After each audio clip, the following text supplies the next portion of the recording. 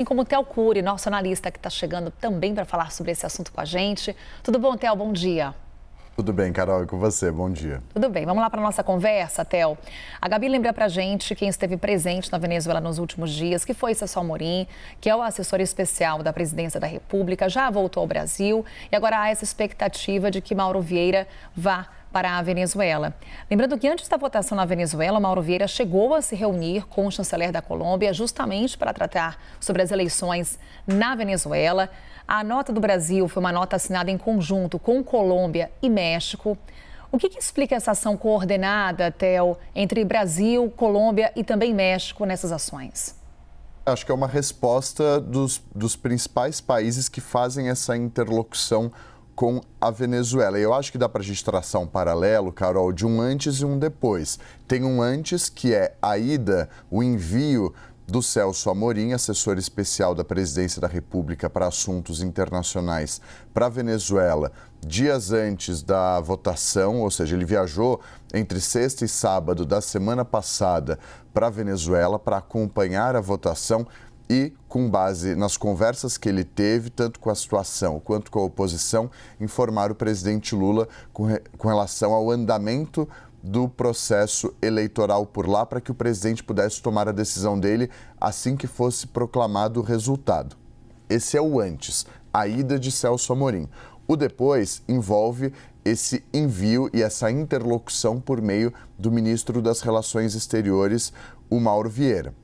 Então, houve o envio de Celso Amorim, missão cumprida com relação a isso. Ele informou ao presidente sobre os desdobramentos, sobre as conversas que ele teve, para que isso embasasse aquela decisão do presidente Lula de, num primeiro momento, não reconhecer nem uma vitória de Nicolás Maduro, nem uma vitória da oposição, como alguns países fizeram diante do resultado e do desfecho conturbado que teve a eleição de 2 semanas lá na Venezuela.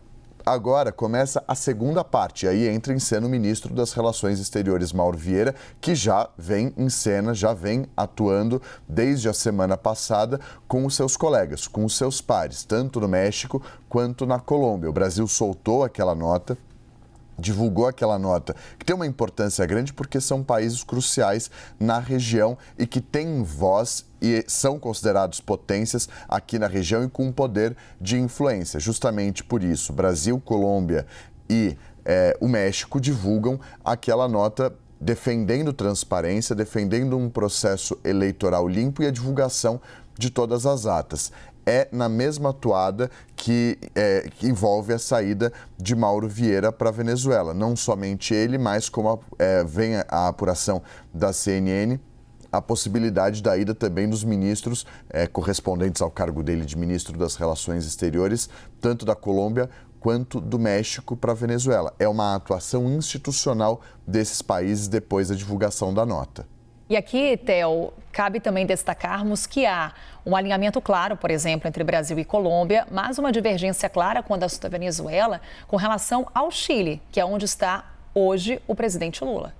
Exatamente. Apesar da linha política dos dois países ser similar, o Gabriel Boric ele tem uma postura diferente da do presidente Luiz Inácio Lula da Silva. O próprio Boric veio para o Brasil no ano passado, convidado pelo presidente Lula. Ele já havia dado declarações que destoavam das que haviam sido dadas pelo presidente Luiz Inácio Lula da Silva. Você vai se lembrar que o Nicolás Maduro veio para o Brasil, foi recebido com todo aquele aparato do governo brasileiro, diferentemente do que havia acontecido em anos anteriores. Isso causou uma polêmica muito grande. Isso foi motivo de críticas por parte da oposição, inclusive críticas de aliados do presidente Luiz Inácio Lula da Silva pela situação. O presidente, inclusive, deu declarações ainda mais polêmicas. Falou, por exemplo, que o conceito de democracia era relativo. Isso causou um bombardeio contra o presidente Lula.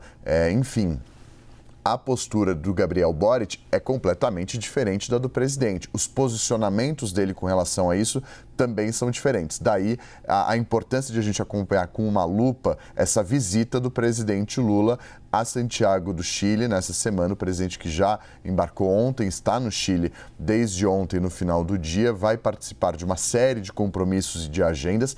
E entre as conversas, obviamente que a viagem não tem como foco principal a Venezuela, mas é uma conversa que vai permear todas essas audiências que o presidente terá na Venezuela. Um parceiro importante do Brasil e um parceiro com uma voz muito importante para a região com relação ao que acontece no país vizinho, que é a Venezuela.